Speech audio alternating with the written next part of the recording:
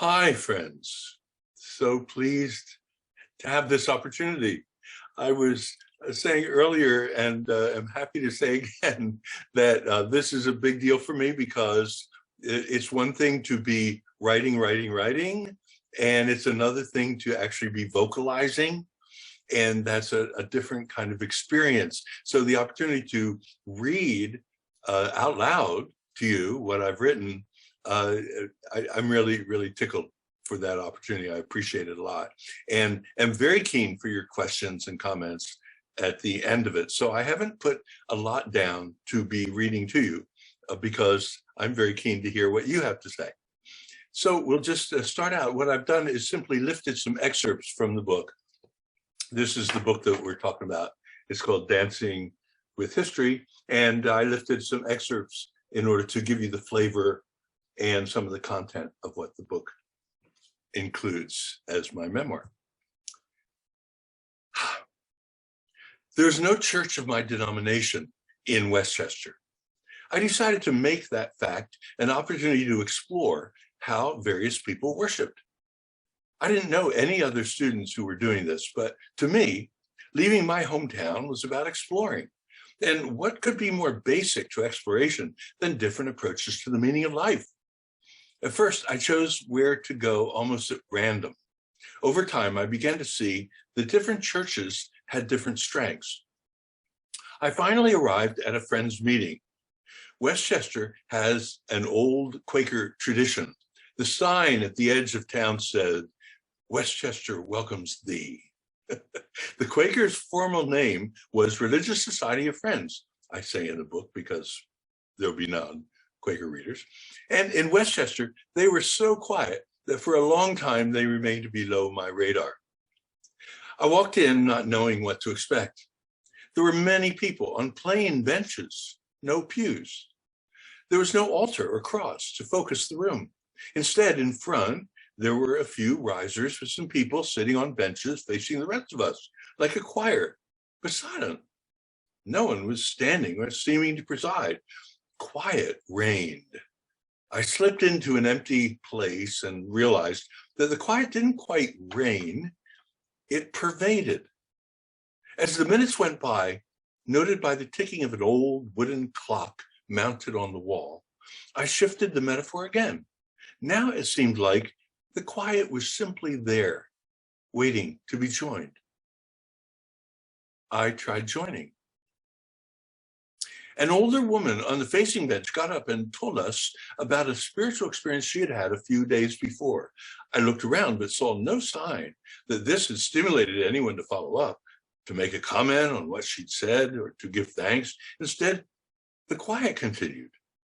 Just as I started to wonder if I liked this strangeness, someone 2 rows ahead of me rose and prayed. He was an older man, somewhat frail, and spoke with an undercurrent of emotion. Suddenly, I was a boy again in my home church, attending Wednesday night prayer meeting with my grandfather. We had entered what the pastor called a season of prayer. My grandfather, this strongly built slate worker, was on his knees along with the other men in the room who were keeping an expectant silence and then testifying or praying out loud or singing with tearful eyes. I loved the spontaneity, the pauses, the way that the very limbs of these men conveyed their earnest reverence. Those juicy Wednesday nights had dried up when I was, 14, 15. Prayer meeting became simply a mini Sunday morning service held on Wednesday nights. Supportive perhaps, but with the numinous gone missing. I stopped going, pleading homework as an excuse to my grandfather. Now, a young man rose from the front row across the room from me, wearing a plaid flannel shirt, no tie, no jacket. He talked of conflict inside himself, the challenge of his privilege when he came back from doing a weekend of volunteer work in a Philadelphia slum. He sounded real, perplexed, wanting help. Yet no one rose to give him advice. The stillness got stronger, as though it had a texture, something that could support weight. An outstretched hand appeared in front of my chest. Surprised, I turned to find the owner of the hand smiling and realized that all around me people were now shaking hands. I raised my hand to meet his and again met his eyes, which this time were twinkling. "Welcome," he said. On my way out, I paused to look at the bulletin board on which notices were posted. A Quaker committee of some kind was urging people to write to Congress protesting the military draft. It suddenly hit me. I'd heard somewhere that Quakers were pacifists. I continued out the door, shaking my head as I descended the broad front steps. Well, I thought tolerantly, even the best people must be forgiven their eccentricities. I guess I'll go back and worship with them again. Another excerpt. The thermometer read 102 degrees. Our baby, Christina, lay in bed crying, her face red with fever as she turned her head from side to side, trying to find a cool spot. My wife, Barrett, hung the phone on its cradle and turned to me. The night nurse said we should give her Tylenol. "We don't have any in the medicine chest," I said. "I'll go pick some up." Fortunately, we had an all-night drugstore only a couple of neighborhoods away from where we lived, which was Powelton Village. I found a parking place on a residential street about a block from the store. It was past midnight. We had been asleep when Christina woke up crying with fever. I hurried inside, made my purchase, and started back along a dark and nearly deserted street of typical Philadelphia brick row houses. Ahead of me, I saw a group of young men hanging out on the sidewalk. For a second, I thought it might be smart to cross the street to avoid them. This was a solidly African-American neighborhood, and for all I knew, they might be turf conscious and not that friendly toward a white guy. I shrugged my shoulders. It's my right to walk wherever I want to, so I'll just continue on the direct route to my car. There were 5 of them, pretty much occupying the whole of one narrow sidewalk. As I walked into their space, one of them stepped up to me and pushed me against the wall of the closed-in porch attached to someone's row house. Surprised, I stared at him as he pushed me again and said something I was too scared to understand. Oh shit, I thought to myself. I'm in trouble and I'm clueless about what to do. This felt really different from earlier confrontations when I was threatened for my political views. At least I knew what not to do, not to show belligerence, or on the other hand, to play the helpless victim. My activist training told me there's always something creative to reach for, a way of being assertive, of being human, and coming from a place of goodwill. What was it? My heart pounded so loud that my ears didn't seem to hear anything this young man was saying. My eyes registered the others in the group stepping close to me, and I felt the anger rise closely behind my fear. My brain said something like, "George, think of something to do." Instantly, I was transported back 2 years to the Freedom Summer training in 1964. I was one of the training staff preparing college students to go south to help the civil rights movement. Reverend James Lawson, a battle-scarred veteran of the civil rights struggle, was explaining to 400 trainees some techniques of responses to attack.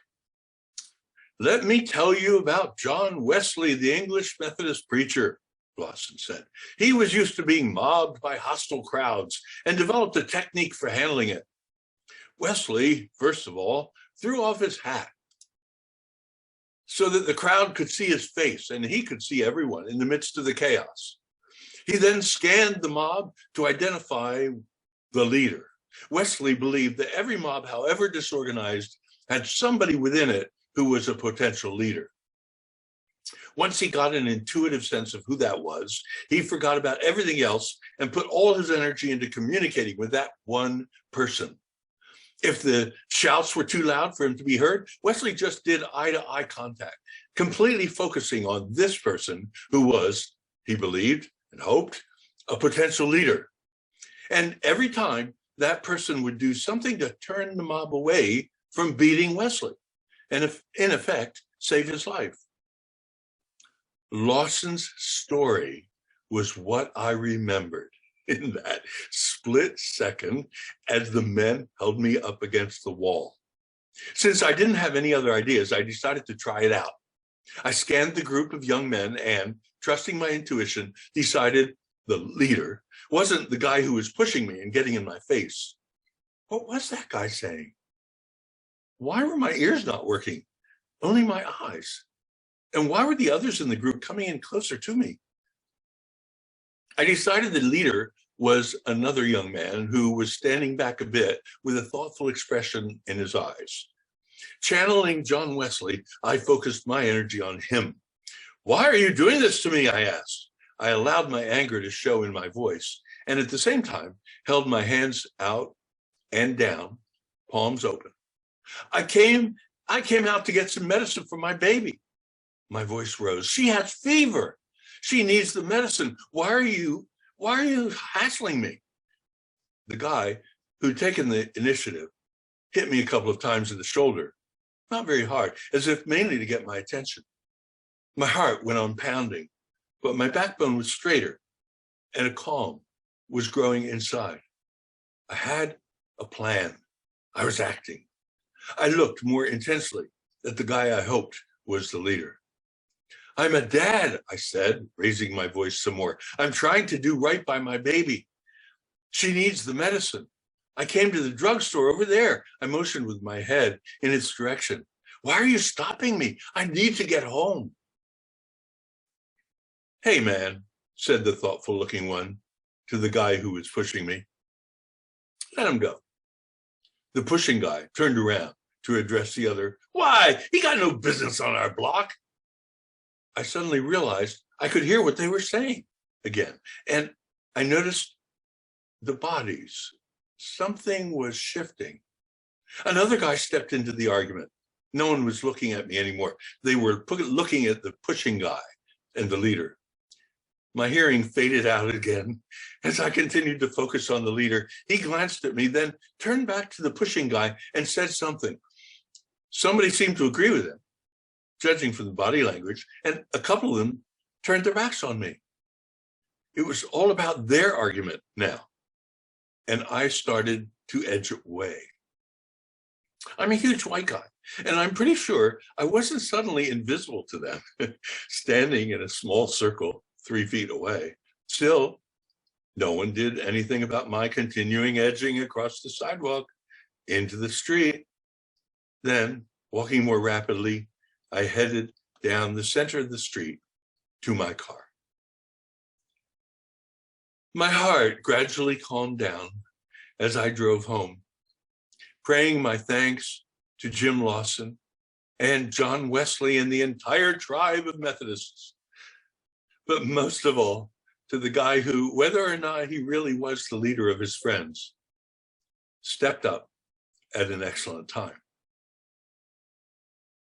George, I'm up here, Barrett called as I entered the house.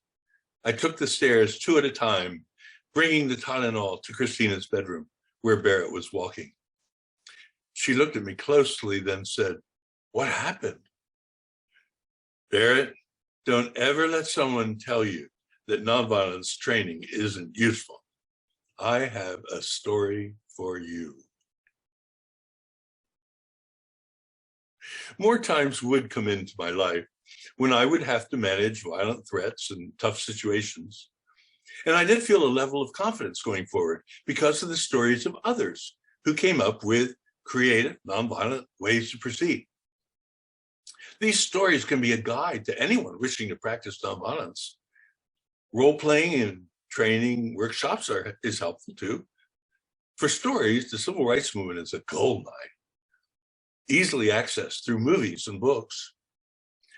I'm no fan of being reckless, but we don't have to stop taking chances for justice just because of fear of violent threat.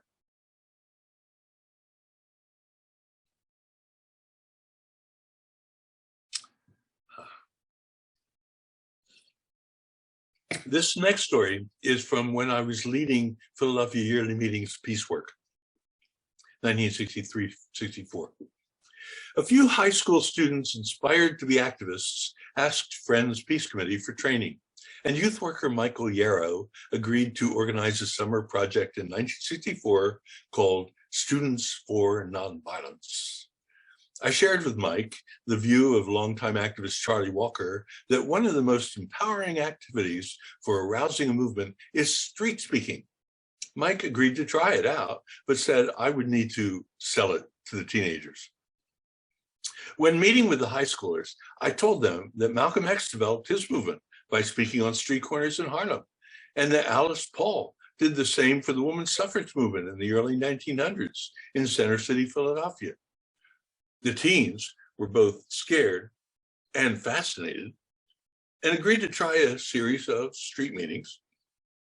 Mike assured them we would first practice before going out on the street.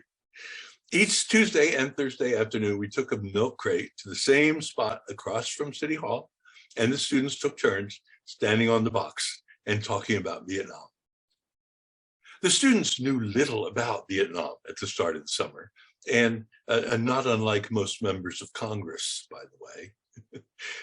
Study was essential, but our pedagogy was far more lively than a classroom's. I told the students they would be studying in dialogue with the people. Early in the summer, our students were easy for passersby to stump. What gives the North Vietnamese the right to invade the South?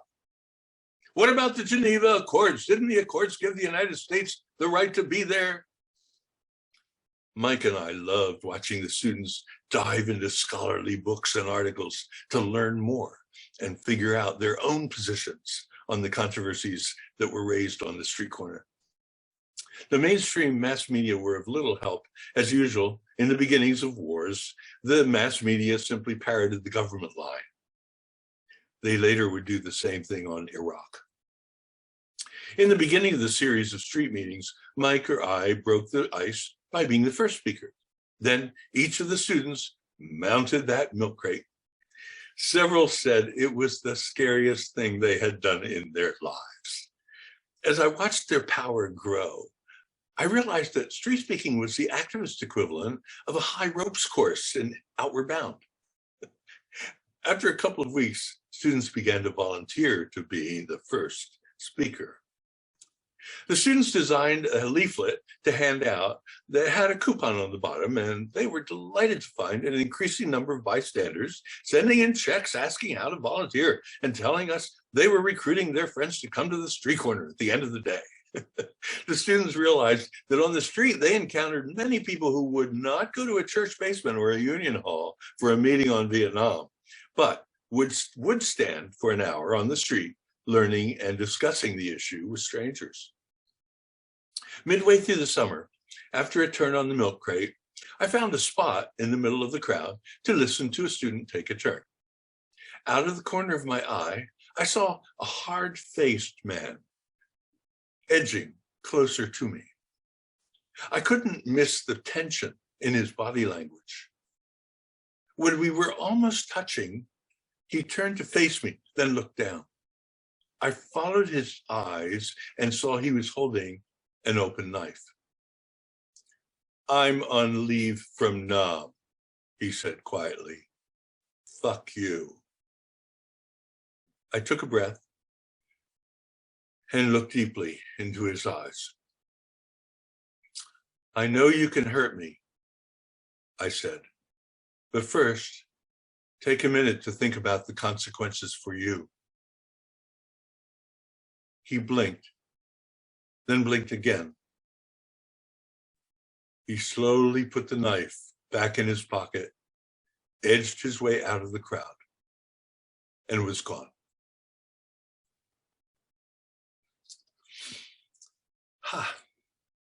So I'm skipping all over the book for these stories, and now I'm teaching at Swarthmore College, which was my last teaching. I've taught at the University of Pennsylvania, I've taught at Haverford College, taught at Crozier Seminary, Baptist Seminary, but this was my last teaching stint. During my years of teaching at Swarthmore College, I noticed that there was a circle of students who took several courses with me and also went with me to Appalachia, where when I filled a college van with students wanting to investigate the impact of mountaintop removal coal mining. I seemed to be looked to by more and more students for mentoring. SWATties then joined other college students in demonstrations organized by Earthquaker Action Team, or EQUATE, as we called it, the new environmental group that I initiated in 2009. History was generating increased attention to climate change, and I was eager to dance with it. So were the other Quakers who collectively, so were some other Quakers who collectively sensed a calling to do more than they were doing. The existing ecology of Quaker organizations working on climate had an empty niche available for a direct action oriented rebel style organization, the role that EQUATE could fill. Even though I'd asserted decades earlier that environment would become a key arena for struggle for a just world, I had focused on other issues in my activism. Now I was ready to mentor those new to direct action in a dynamic campaign to force the seventh largest bank in the United States, PNC Bank, to give up its practice of financing mountaintop removal coal mining in Appalachia. PNC was the largest financier of that devastating assault on the earth and assault on the people of Appalachia. It was a long shot, but I reckoned we had a chance to win. The PNC Bank near the White House was our choice for our first civil disobedience action, and two Swarthmore students joined the 12 activists ready to be so bold. That bank that we chose was nicknamed the President's Bank because so many White House occupants over the years did their personal banking there. The walls were covered with oil paintings of presidents and other eminent depositors of yesterday. So we went into the bank along with other tourists and looked at the paintings before gathering in the center of the lobby to form a circle. We sang movement songs at that point and took turns praying and singing. I was afraid the bank manager was going to have a heart attack, shrieking, "Get out of here, get out of here," before remembering to call the police. The students looked worried too. The manager hustled other customers out of the bank, sent the tellers home, and locked the door. One of our EQUATE members had been assigned to talk down the manager, but she had her hands full. None of us expected hysteria. The manager later apologized to us for that. Another EQUATE member was assigned door duty, which was a good thing because when the police came, our EQUATE member needed to unlock the locked door to let the police in. Fortunately, before the police arrived, we had time to center ourselves, seated on the floor of the lobby of the bank, around a little hill of dirt that we had created from the baggies of dirt we had concealed in our pockets. There was a little sign on the top of our little dirt pile that said, "Save me." We even got to settle into some good moments of silent prayer. The police told our person at the door that they did not intend to arrest us because their system was clogged. This was because our action was planned to coincide with a much larger day of action hosted by Appalachia Rising Coalition, which had drawn thousands to Washington. Eager for our action to unfold complete with the drama that we had planned, our EQUATE member insisted that the police at least make some arrests. Eventually, they agreed to take 3 of us and allowed us to decide who in our circle. We quickly decided on a Swarthmore student and activist from Chicago, and me. So began EQUATE's rebel activity that persisted for the 5 years it took for us to persuade PNC Bank to give it up. We undertook 125 actions and inspired customers to pull their deposits of over $3.5 million. We marched 200 miles across Pennsylvania to PNC's headquarters in Pittsburgh. We learned to hold pray-ins and disrupt shareholders' meetings. A typical Equate demonstration had an age range of 18 to 80, but sometimes we were able to include eager children. Haverford and Bryn Mawr students joined in to swell the college-age crowd. We started in 2009 with a group that fit in my living room and grew steadily. By December 2014, we were able to conduct within 24 hours a total of 31 bank actions in 12 states and Washington, D.C. It became clear to PNC that our group would keep growing and never go away until the bank changed its policy. In their announcement, they said their change was driven, quote, by environmental and health concerns, as well as by our risk appetite. After a growing number of Swarthmore students cut their teeth with Equate, they shifted to addressing Swarthmore's investment in fossil fuels. Some had taken my research seminar and understood what campaigns are made of, and they also had the model of Equate to observe. So they soon launched a nonviolent campaign for divestment. And one of my colleagues warned me that my time at Swarthmore would soon end. It would be easy for the board to blame me for this. Perhaps so, but I stayed on at Swarthmore for several years more. Soon, the seniors who worked on those campaigns graduated, and some of them holed up in a rented house in my neighborhood in West Philly. There, they studied more and planned their next big move. With others, in 2017, they ended up launching the Sunrise Movement. And I could not have been more proud, not only of the national media coverage they got, but of their staying power in organizing young eco-activists across the nation to press in creative ways for a Green New Deal. And finally, a short one. Do we have time? Great. So this is, yes.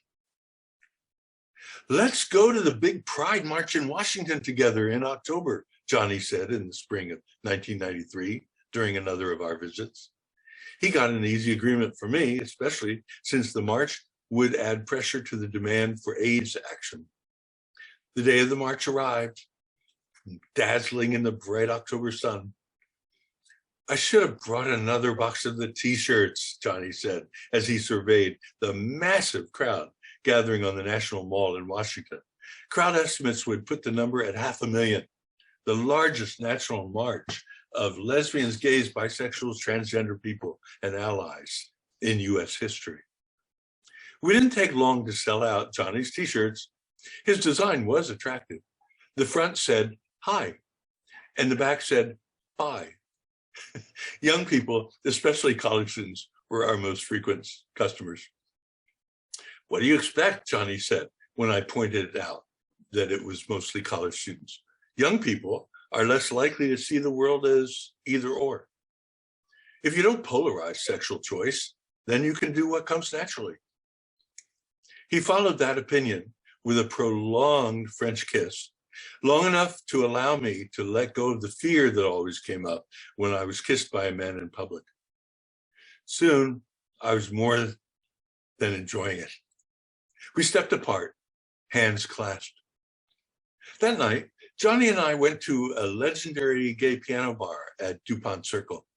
We pushed into the jammed club. The room for dancing was packed. We made our way to a room that had, next to the bar, a concert grand piano. Bit by bit, we moved to a spot next to the pianist, who told us he was about to leave, but no replacement had showed up. It was easy to convince the harried manager that I should replace the pianist. "I'll give you 15 minutes, she said, "and then I yank you unless you're good." "Johnny," I reported back, "you have to help me. The setup here is that the pianist sings the tunes as well as plays them, but I'm terrible at remembering lyrics. How about you stand next to me to lead that part?" "All right, you guys are on," the guest pianist said. Johnny and I scrambled onto the platform that barely held the giant grand. I swung immediately into cabaret, and we were off and running. Even Johnny doesn't know the lyrics to all Broadway songs. So he announced an all request evening. He gave the microphone to the person who requested a song, figuring that that person knew the words to his own favorite. Then it was my job to play any song that someone might request. I find it much easier to remember tunes than words. So we soon found ourselves in a community sing-along of a kind that piano bars rarely see. As the hours rolled on, I forgot the manager's threat, and the house pianist never did show up. By 2:30 in the morning, the requests from our mostly drunk crowd had turned lachrymose, so we turned to Auld Lang Syne as a finale, with much sentimental pressing of flesh. As we left the bar, the freshness of the air outside hit us with such force that we roared with laughter. Staggering down the street, we leaned against each other, inebriated, not with alcohol, there'd been no time for us to drink, but with the prolonged high of group spirit.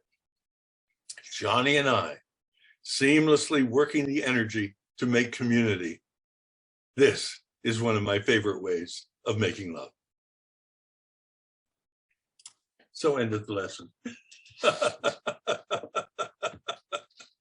Very curious for comments and questions you may have. Is EQUAT still active? Oh yes, very much so. The current campaign just started a year ago or so, not even a year, is going up against Vanguard. Vanguard, the investor, because so many people have their money in Vanguard for future retirement, and it's worth over $8 trillion in terms of investments. It's one of the planetary biggest, not just a U.S. big deal, but a planetary big deal. And so an international coalition came to Equate and said, hey, look, would you be willing to spearhead this international campaign that we're developing for the Delaware Valley? Because the headquarters of Vanguard is in Malvern, PA. It's just, an hour from here in Chester County. So how about you, and we trust you to be able to do a really sharp, nonviolent, clear, direct action campaign. So we'd like you to take the lead in the Delaware Valley in making that happen. And Equate said, got it. And so we're running with it. Already did, just on Saturday, I guess it was, or Friday, did a Quaker meeting for worship on the sidewalk next to the house of the CEO of Vanguard. Good. That'll freak them out. And at the same time as we were doing that, there were Quakers in London doing a vigil outside the Vanguard headquarters in London in solidarity. And Shelley Tannenbaum, who leads the Quaker environmental group in the U.S., thought, wouldn't it be fun if we did a video hookup such that both of those demonstrations could be shown to viewers? And so I don't know, I haven't heard yet, how many Quakers in Europe, for example, tuned in, how many of them across the US tuned in to see Quakers in London and Philadelphia area, together taking on this giant astride the world of finance in the world. Yeah, they're one of the major investors in the entire world in coal, oil, and gas, if you can imagine. And they present themselves, of course, as we're looking out for your future, which is why so many people trust them. Right. But the future they're looking out for is going to be dust for the grandchildren of the retirees, right? Right. Yeah. I had no idea. Yeah, amazing. So yeah, just go on the Equate website. You'll find some interesting things, videos and so on about the campaign. I think Vint Deming was involved in that. Do you remember Vint Deming? Who is Vint? Vint, yeah. Yeah. Vin Deming, I'm sorry to bring the news to you, it has died. Yeah, I knew that. Yeah. Yeah, yeah. But he was very active in it while he was able to be active. That's right. That's right. Yeah, Yeah. he was one of the starters. Yeah. I have a question. What was the main thrust of your teaching at Swarthmore and also at Penn? At both places, it was peace and social change. They both had, at Penn, it had been, there was a guy who was in the Wharton School. He was a professor who had started a department called Regional Science within Wharton School. And he was a Quaker and thought it's outrageous that a huge university like Penn doesn't have a peace concentration, peace studies concentration. So he started one, which he called Peace Science, because he thought, Penn was so stuck up, it would be more impressed by peace science than it would by peace studies. Yeah, I graduated. I graduated from the Wharton School. Oh, well, there you are. You know the environment. But a long time ago. A long time ago. Well, nothing like that then. Well, it was tremendous fun teaching at Penn. I really enjoyed that. Yeah. And then I stopped teaching because I was leading an organization full time. And then I started a training center and ran that for 15 years, and then retired from that. And just then Swarthmore called and said, look, you may think you've retired, but we want you. So come for at least a year. And I said, because we have a peace studies concentration, and we went you. And I said, yeah, a year, I can do a year. And then they said, how about a second year? How about a third year? How about a fourth year? And it ended up being 7 years before they finally let me go. I had a great time at Swarthmore. And at Penn, both. Wow.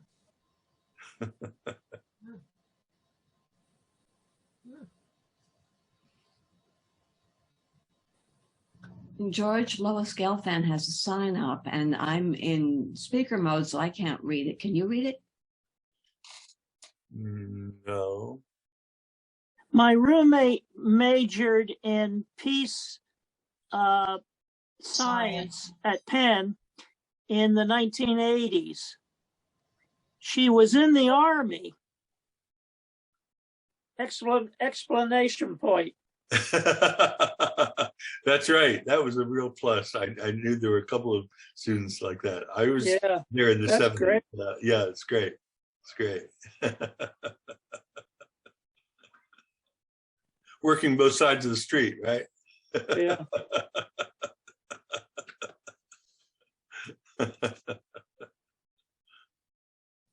What did you teach? I mean, one thing that's the question. What did you teach? I mean, what was the syllabus? I mean, I found that almost no students knew about historical cases of nonviolent struggle. okay. And that's one of the specialties that I had developed from back when I was doing my graduate work at Penn. I was very fascinated with the history of struggles that people had waged nonviolently in order to either defend themselves or to get something done, and including overthrowing dictatorships, for example. That was one of the things that really astonished me. And then I found, by mucking around in history, getting tips from historians, found more and more cases in which people ganged up on their dictator nonviolently through demonstrations and sit-ins and strikes and boycotts and all kinds of things in order to force the dictator to give up power. That's happened many, many times. And so it's mind-blowing for most of us, because most of us are brought up thinking that only violence can do the heavy-duty stuff, right? Maybe nonviolence can do some light stuff, but when it comes to real power, for example, confronting armies, like the Czechoslovaks confronted the Soviet army in 1968 and was able to save their government, which the Soviets wanted to completely replace with a different government. The Czechoslovak people were able in 1968 in August, September, able to hang on to their government through the overwhelming force of their nonviolent power. So there are all kinds of stories like that that are withheld from us. It's like white people thinking there's only white history of the US, right? It's very similar. That is, historians love to write about white people and historians love to write about violence. But if you know where to look, and I learned how to look, you can find the other stuff in the underside, just as there's Black history, if you know how to look for it. And so that was my favorite thing to teach at Penn, and then again at Swarthmore, because even though it was a couple of decades later when I did it at Swarthmore, it was still this big innocence. And students, I would have to, I wouldn't teach more than 35 people. And so I over and over would have to lottery the class because so many students were wanting to get in because they were hungry for this information that nobody else was teaching them. So I've had a great time doing that. So then I realized after a couple of years into this, and Swarthmore didn't seem to want to get along without me, I thought, why don't I teach the students how to do this research? And so I created an electronically based format through which they would be able to insert researched facts from historical examples of nonviolent struggle, and invited them to the students who had taken the basic course. I said, you can take a special research seminar with me, and in this research seminar, you will get to research these cases on your own. So again, I had to turn people away because the Swarthmore students are very keen to do that, and they totally got into it. And we started building. We had 10, and then we had 20, and then we had 30. By the time, let's see, I think it was when we had 400 cases that were completely, searchable. We put it on the website, thanks to Swarthmore's technical geniuses, and so and then it grew from 400 to 1,000 cases by the time I left. 1,000 cases of nonviolent struggle in almost 200 countries.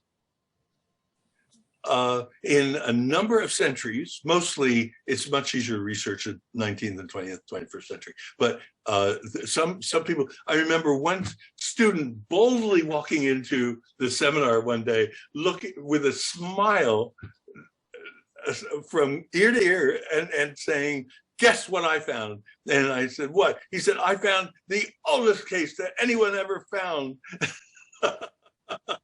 It's 6th century BC in Egypt. The workers that were building a pharaoh's tomb decided that the pharaoh wasn't coming through with the money and the food that they said they would.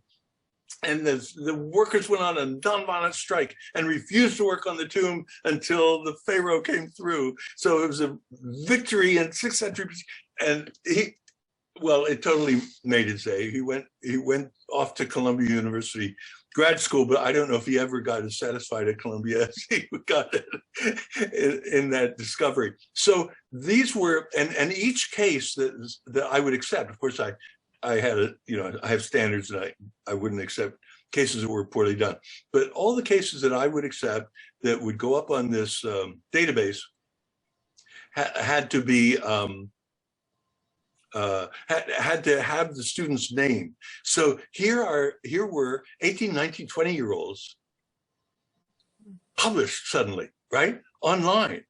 And there were people in other countries who were starting to get used to, and then there's this database, right? It's online. It's available to all. And chances are it's got cases from this country because they've got almost 200 countries in here.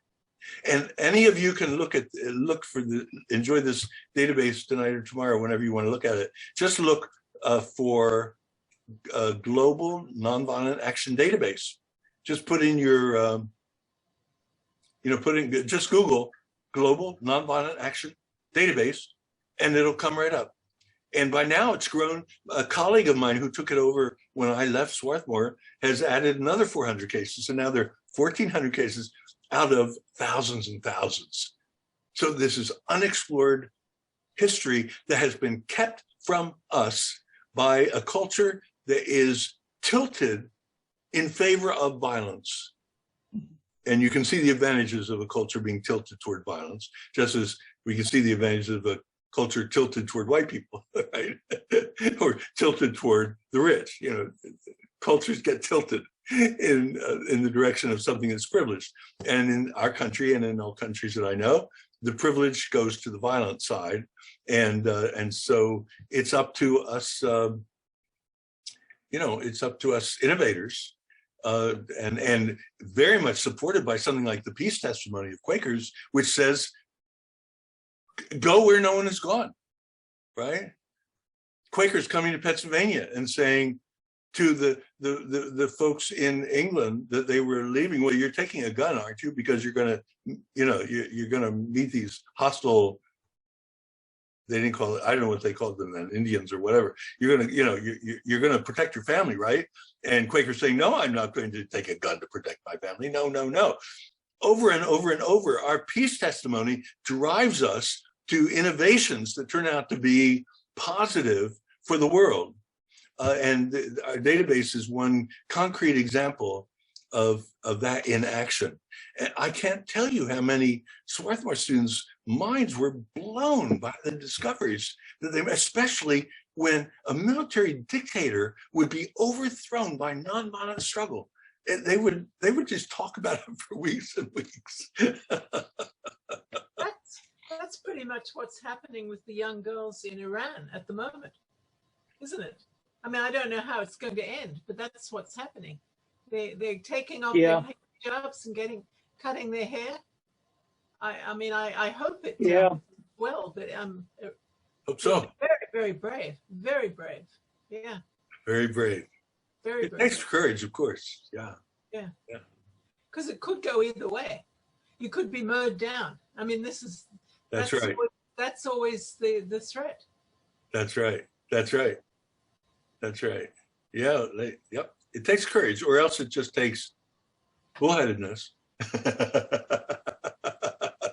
Or sticking to our beliefs, right? That's a great thing about a testimony. You don't have to be brave if you got a testimony backing you up. Well, I'm just doing what, sorry, but I'm just doing what my faith tells me. Yeah. Wow. George, do you see how some of the techniques that have been used in the work you've done, how they might be applied to our increasingly violent political situation where there is so many threats and the threat of violence? And is there a way to diffuse that? Yes. Oh, I'm so glad you asked that. I'll be right back.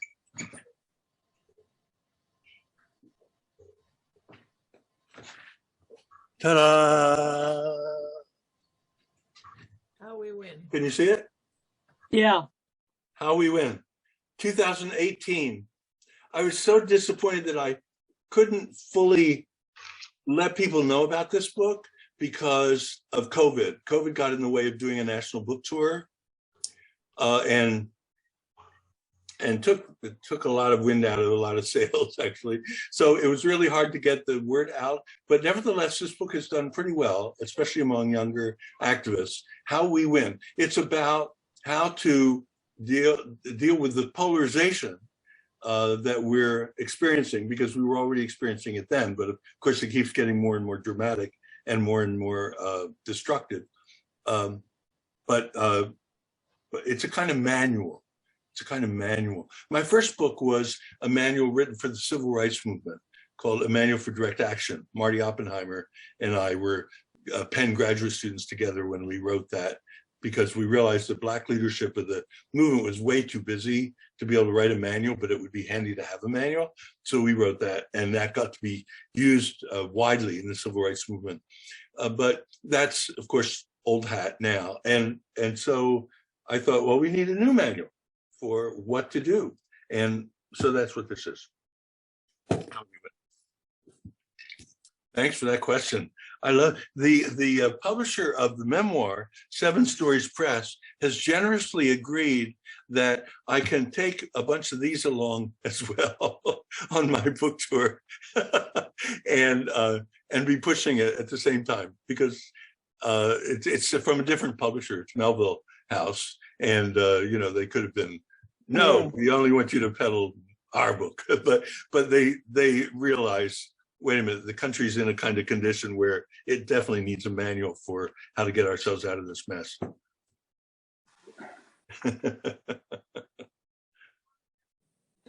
Can you read something out of How We Win? Oh, sure.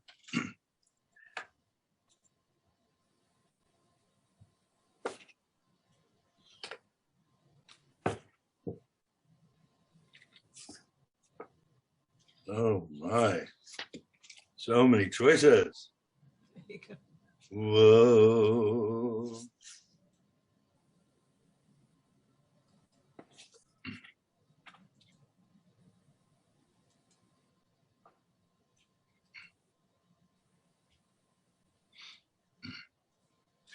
On November 18th, 2011, campus police at University of California, Davis pepper sprayed students sitting on a paved path in the campus quad.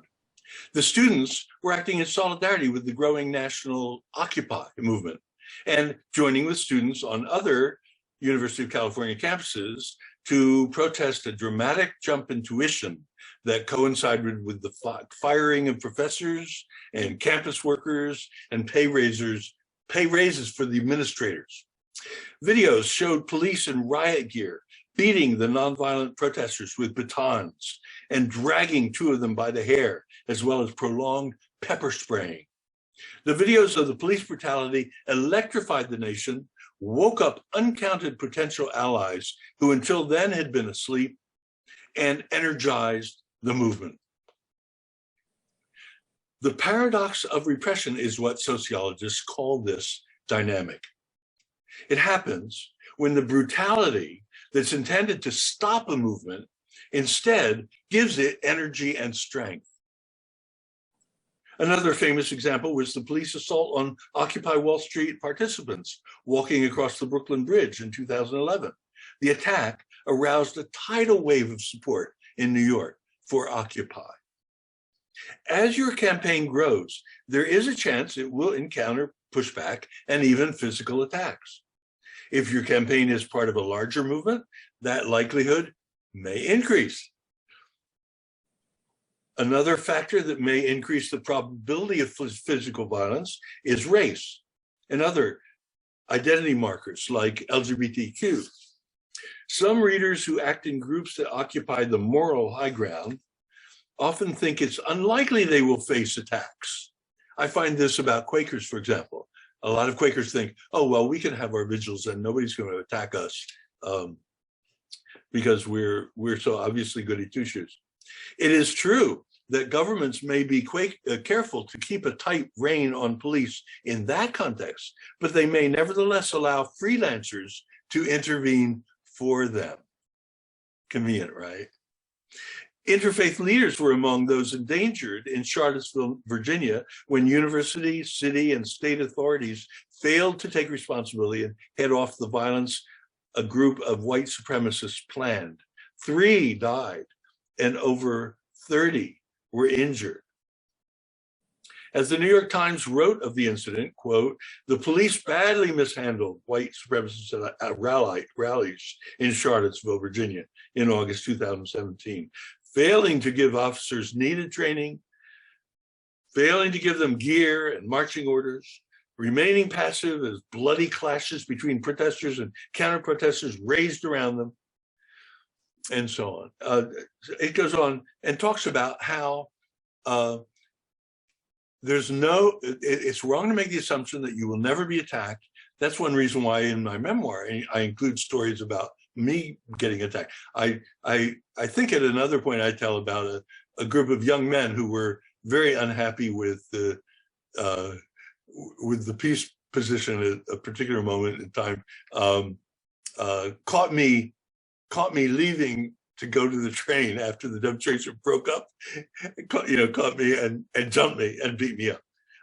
So I include stories like that in order to remind people that even if we're wonderfully nonviolent Quakers, it doesn't mean that we're untouchable. And the positive thing about this is that we can be all the more generate positive publicity for the cause if we are attacked. Do you see how that works? So it's yeah. And so that dynamic happens over and over and over. Of course, the civil rights movement counted on it, you could almost say, in their strategy. I remember my first time being arrested was in Chester, PA, during the civil rights movement there that was inspired by the civil rights movements in the Deep South. And in that campaign, in Chester, when they were marching in the daytime and it got boring, then they escalated by marching at night because there's something in the air, right, at night, and the police feel more frisky at night. And then the police started beating up on the marchers, and then there was more support for the movement as a result of that. So in a way, philosophically, the way to look at this, my training is sociology, but I think it's easier to understand this in terms of philosophy, to see the system as itself having a tremendous lot of violence, much of which is masked. What nonviolent marchers do, or nonviolent demonstrations do when the response is violent, is they unmask the violence that's hidden in the system. The violence that's protecting racism, for example, or the violence that's protecting the victimization of nature and the destruction of the ecology of our planet. It's such a very violent system that we live in, but it tries to be as pretty as possible most of the time. A nonviolent demonstration very often unmasks the violence. The violence, boom, shows itself, and then you're ahead because there's more truth that results from that. Early Quakers were sometimes called friends of truth. We want people to face the truth. We are not into fairy tales, right?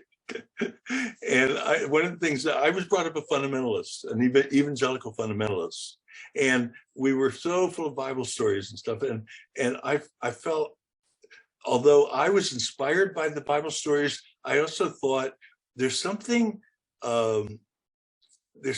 distancing about a constant refuge in Bible stories, long ago, far away, and there's truth about the evil that lurks in the system that we live in. This is not a loving system. This is not God in charge, right?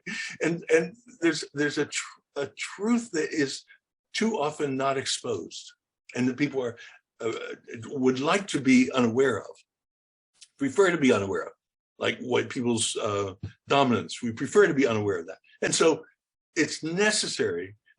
It's not necessary. Yes, it's probably necessary for that evil to actually display itself for the eyes of the observers to be opened and for them to see, oh my gosh, if it takes this to maintain racism, let's give up racism. Or if it takes this to maintain class rule by the 1%, then let's give up class rule by the 1% and try democracy instead. It has that truth revealing character. And that's one reason why Martin Luther King was so in love with nonviolence. He said, it reveals the truth. Ye shall know the truth, and the truth shall make you free. He kept quoting that over and over. And I was, of course, enormously influenced by Dr. King.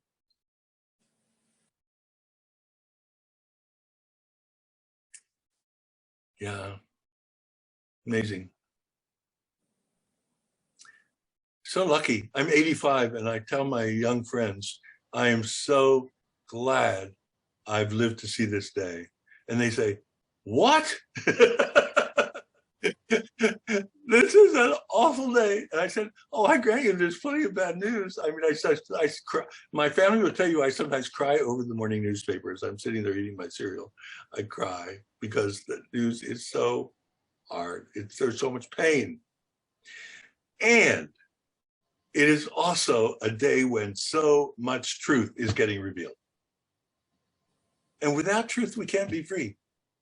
Without truth, we can't have the relationships that are possible, the relationships of brotherhood, sisterhood, the equality that we yearn for, the Quakers have always yearned for.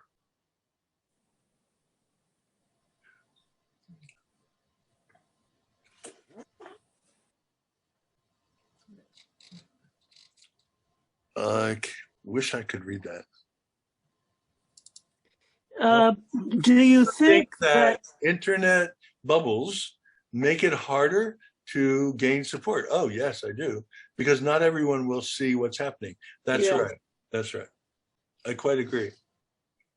Maybe people need to start out with a bubble in order to deal with their insecurity about venturing out, like venturing even into what might look very scary. But as soon as possible, let go of the bubble and open one's eyes. Now, I'm such a believer in support, and so buddy support. Whenever I go to a demonstration, I try to go with a buddy, if not an affinity group, a group of people, 3, 4, 5, 6, 7, who say we're going to go through this demonstration together. We'll hang together. If we get separated by arrests or something, the rest of us will do jail support until the rest of our gang is out, like that. So it's a tremendous. I do rely a tremendous lot and encourage people to do things in solidarity with others and not to be by ourselves. But on the other hand, the internet kind of bubble is not. I don't think it's productive of that kind of solidarity. And the blinkers, always danger to blinkers, right? Yeah.